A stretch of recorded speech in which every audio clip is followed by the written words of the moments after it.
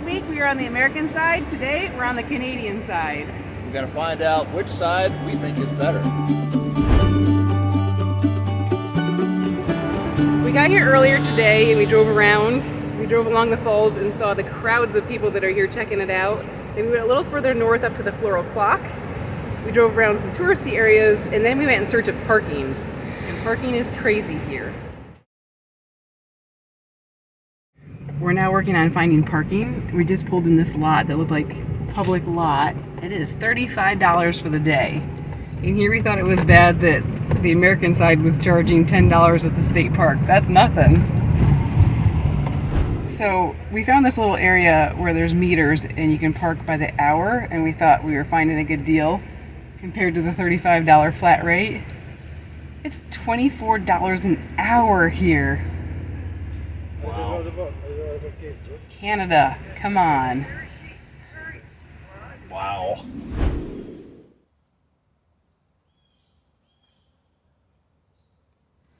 It's $8 an hour or $30 for an annual pass.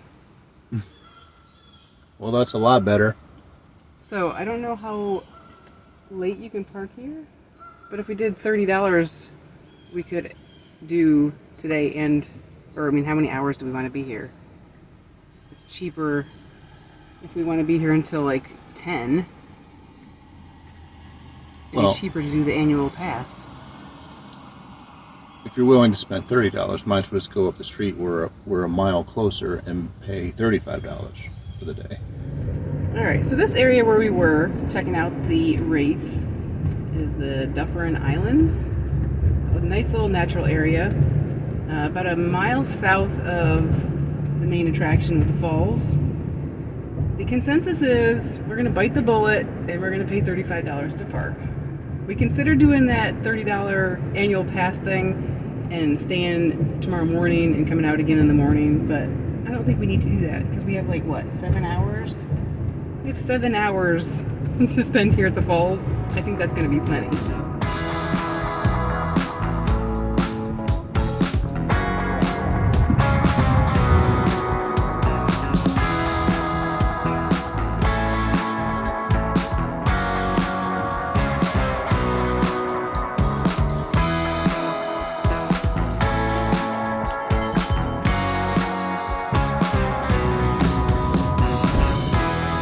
Biting the bullet and paying the $35 to park, now we're going to get a closer look at the falls.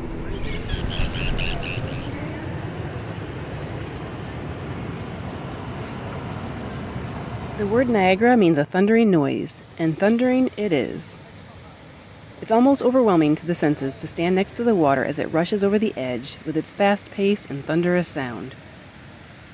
Horseshoe Falls is the fastest moving and most powerful waterfall in the world, with water flowing at around 100 miles per hour. During peak tourist hours, almost 1 million cubic feet of water, or 700,000 gallons, goes over the falls every minute. With all that force, Horseshoe Falls wears its way back approximately 1 foot each year.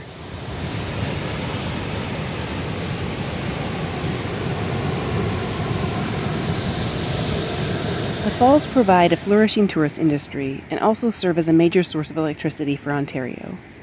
Niagara Falls, with all its breathtaking beauty and splendor, draws approximately 12 million visitors annually. Since the late 1880s, it's been known as the honeymoon capital of the world. Steve's parents spent their honeymoon in Niagara Falls, and we continued the tradition ourselves when we traveled from the Finger Lakes region of New York over 26 years ago for our honeymoon. And now here we are today, taking a walk down memory lane, but feeling like we are seeing everything with fresh eyes. Well, I don't know about you, but I think this is spectacular. It's pretty amazing. And it's also nice because there's not as many people as when we first drove through. It's nice. Steve and I have been debating which side is better. The jury's still out. We're going to have to compare notes later.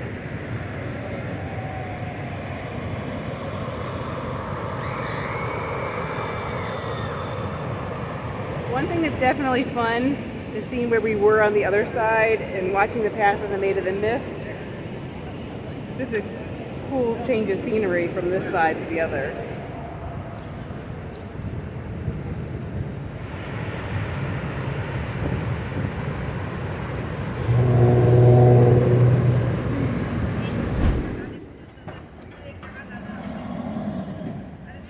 Home sweet home. That's what I was gonna say. Oh my goodness, does it feel good to lay down. I am so glad that we have our bed right here that we can come out to. We spent a couple hours getting recharged in the van. Now it's time to go back out to the falls, get our money's worth, and see the light show and fireworks.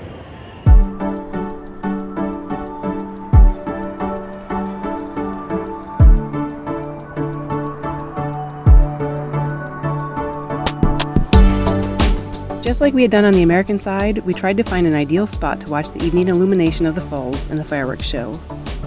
With the wider vantage point of all three falls, it was a different experience here on the Canadian side.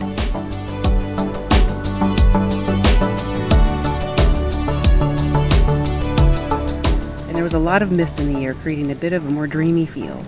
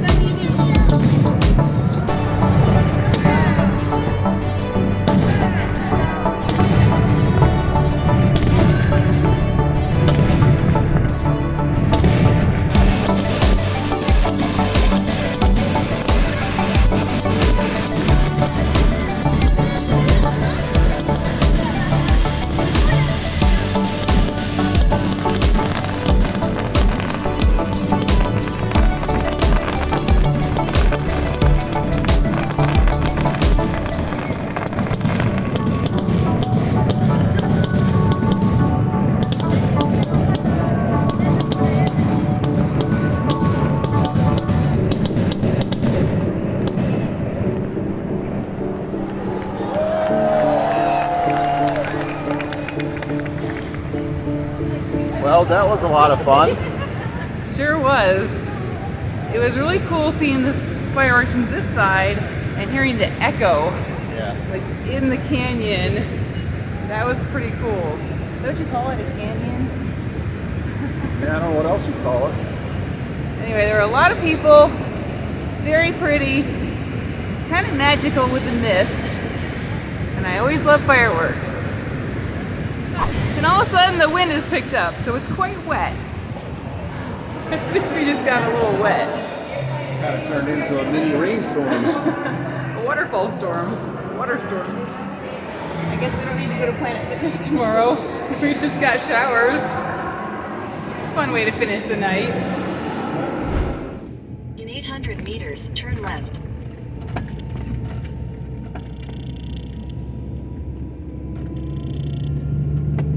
So, do you want to try this even if nobody's back here? Oh, they're definitely set up. So, if we're over there, I could be by the grass. Right. You know what I mean?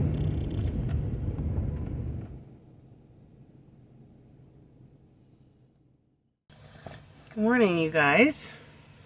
Last night, we parked at Marineland. When we first got here in the area, we drove around looking for spots, and we checked this out. Seems kind of like an odd place to park, but we thought this made the most sense of all the spots we saw. So we tried it, and we had a quiet night. And Gregory loved it. She went out for quite a long walk last night. And this morning, there's only a couple other vehicles here. We're going to make some breakfast and get ready to get on the road.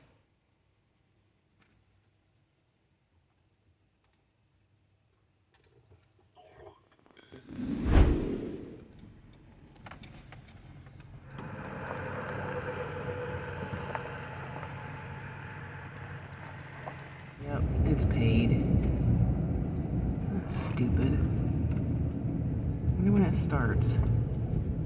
Here. Wow, that's dumb. We decided to leave Marineland and come to a park that was just a little bit southeast.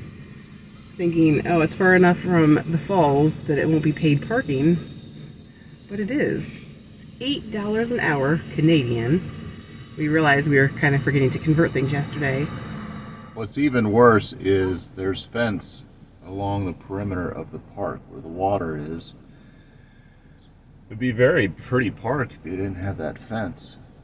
I mean, I suppose I understand there's a big power plant right there, big sign that says intake valve, danger. So, anyway, that's a little we're kind of excessive. striking out a little bit with these parks. I'm not sure how it would be to live here. Maybe you get some sort of discount or something. There was another site pass option here, but I don't know if that's good for just this site or all the Right. parks. I don't know. Well, with that, we decided to head further away to Fort Erie to see if we'd have better luck finding a free park.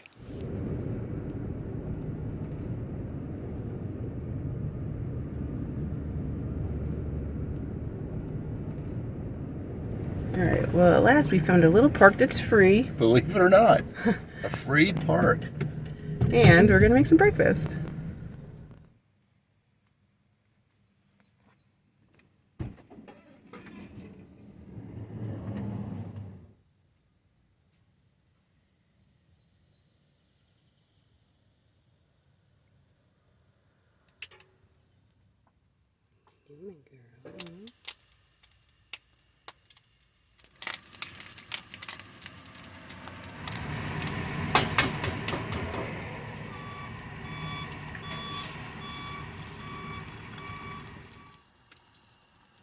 We're starting to think about crossing the border back into the U.S. today, and I was eating some cherries that we bought here in Canada, and it made me think how funny it is that when we cross the border into Canada, we can't bring any fresh fruit or vegetables. But guess where these cherries are from? Oh, the U.S. They can send some in that way to sell, but we can't bring any over in our van. Some things just don't make sense. So, we're finishing up all of our fruit that we have left before we cross the border, even though it makes no sense at all. A little bit of cheesy eggs. Monster cheese Monster. and chipped ham from Chippewa, Canada. Now that we've finished our breakfast, it's time to compare notes on which side of the Niagara Falls is better, the American side or the Canadian side. Steve, what do you think? Well, here's my thoughts. I think the Canadian side is prettier because you can see the actual falls. Trouble is, Canada knows that. So, they're charging for everything, it feels like. Every parking space within like a 10-mile radius, they're charging astronomical rates. So once you process that, and just kind of bite the bullet, I think it's nice to be able to explore that side, go up and down. That said, I think the American side offers more spots, like these little, I don't know, little parks, I guess you might call them. Little viewing platforms Yeah. and stuff. Where you can kind of sit there and take it all in. And at first, when we got to the American side, it was $10 to park there for the entire day, and we thought that was a lot. So, but by comparison, it's nothing. So, those are some of my initial thoughts. How about you? I have a differing opinion than Steve. I actually think the American side is prettier and better. Yes, from the Canadian side, you can see more of the Horseshoe Falls, like, wider look. But then you also have a lot of the mist in the center, so you can't really get a clear view of the falls anyway. I think the American side feels more natural. So, like Steve was saying, there's all these little spots where you can go out and there's like viewing platforms. And what I like on the American side is that you can go out on the platform, and especially with my extended selfie stick, you can get a view and see down like where the water's crashing at the bottom. You can see it going over the side. Whereas on the Canadian side here, with the Horseshoe Falls, you're not really close as to where it's going over. There's some grass and stuff, and it's just a little bit further away. There's a lot more space to view the falls. The walkway goes the whole way, but it's crowded. But we did get some spots where you could get in and get some views. The one thing I thought was better on this side was the fireworks, because the waterfalls were behind the fireworks, so that was cool. Oh, and as far as the view too, I actually like the view from the American side because I like seeing the skyline of the Canadian side. There's some cool skyscrapers and the towers and stuff, whereas looking over at the American side, there's like a couple buildings and it just kind of looks like boring, I think. So I actually like the American side better. Yeah, so overall, like, it is amazing to see that mist. Like, the water's just so powerful, and from either side, it's amazing to see. I think it's good to go to both sides to experience both, but I definitely like the American side better. And like Steve said, the Canadian side is just a lot more money. There's a lot more tourism. As soon as you go up the hill, it's just crazy touristy. So I'm liking the American side. So, in conclusion, for me, I could just sit either side right by where the water, get as close as you can to where the water is going over and just stare at that. I feel like I could watch that for hours. It's just kind of mesmerizing. And then to think about how much water is flowing over, really cool. Highly recommend. I know probably a lot of people have been there. If you haven't had the chance yet, I would say get there. And I would definitely recommend going on the Maid of the Mist. If you haven't already, check that video out that we did a couple episodes ago, I think. It was more money than we usually like to pay, but it was a really neat experience. The other thing that we would recommend is going on a weekday. So we were on the American side on Thursday. It's more expensive to park. It's $15 Friday, Saturday, and Sunday, and I'm sure it's a madhouse. And doing the Maid of the Mist also, you could see, and we've seen videos of the lines being crazy long for the Maid of the Mist, and I think that's the weekends. We didn't have much of a line at all, so that was pretty good. So definitely go on the weekday if you can. Like we mentioned before, we were here a little over 26 years ago in January for our honeymoon. We had stopped just very briefly on the American side, and I don't know if it's even the same anymore. We don't remember much about that at all. And then we don't really remember a lot about being on this side either, except for it was really pretty and cold. So it's been really fun to be back here. Mm-hmm. Now it's time to make our way back to the United of the States. We're going to make our way just a little bit south to the Peace Bridge. We're going to cross over a different bridge to go back. Hopefully we won't have any trouble getting back into the States. Or maybe this will be the last video you ever see. And we'll make headline news. YouTube couple gets stuck in Canada Forever. because they had cherries. We don't have cherries anymore. We ate them all. She ate the evidence. I did. I ate the evidence. I think first we're going to hit Planet Fitness, get cleaned up, and then we're going to head back to Buffalo. Here's video proof of Audra throwing out the evidence. So which side is better? I recently read an article online that sums it up perfectly. The American side offers a more intimate and up-close encounter with the falls, while the Canadian side provides panoramic views and a more extensive range of attractions. I'm really glad we came this way. It's a really pretty drive. We're heading down towards Port Erie. We could have just crossed back over the border up in Niagara Falls, but I'm glad we came down this way. Exercise, check. Showers, check. And look, I got a souvenir. We have Canadian water to take back with us. And I pulled a Steve. I also did some laundry. Nice. You proud of me?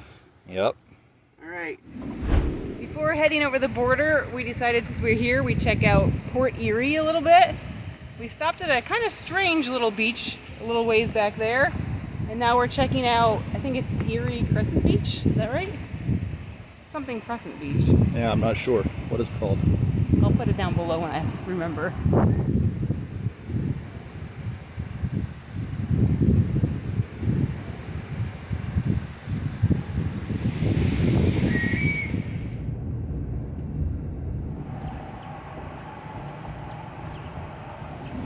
Are you ready to cross the border, kitty? We have the kitty all ready to go. She's in her harness, just in case we have an inquisition or a search. You ready to go back to the U.S., kitty? Huh? You go back home? What have you thought about Canada? Did you like your experience there? All right, so I think we got our little checklist done. We got the cat harnessed, got our passports and the cat's vaccination papers handy. We ate our last bit of fruit, our clementines, and threw away the evidence. We got a few pictures and video of the Buffalo skyline from this side, because that looks pretty cool. I think we're ready to go, right? So I think we're ready to head back into the United States. Of America, in case you were wondering. GPS says about 19 minutes to get to Buffalo, so we'll see. Hopefully we can breeze right through the border crossing without any problems. Guess we'll find out. Hopefully our crossing back over the border will be uneventful, but you'll have to tune in next time to see how it goes and to see where our adventures take us next. Continue for 1 kilometer.